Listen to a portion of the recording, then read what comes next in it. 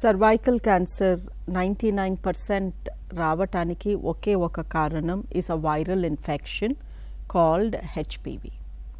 ఈ హెచ్పివి అనే viral infection లేకపోతే సర్వైకల్ క్యాన్సర్ రాదు.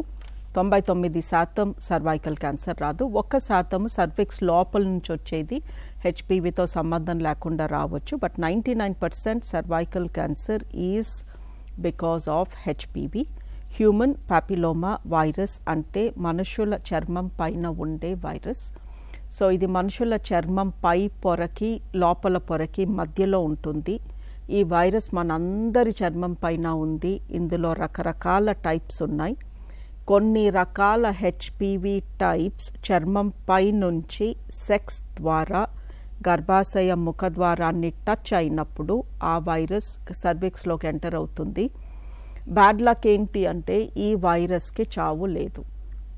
మిగతా ఎన్ని బ్యాక్టీరియాలు, వైరస్లు, ఫంగస్లు, మైక్రో ఆర్గానిజమ్స్ ఏవైనా కూడా బతుకుతాయి, బతికిన తర్వాత చనిపోతాయి. బట్ ఈ వైరస్ 2 పిల్లలుగా చనిపోతుంది, బైనరీ ఫిషన్.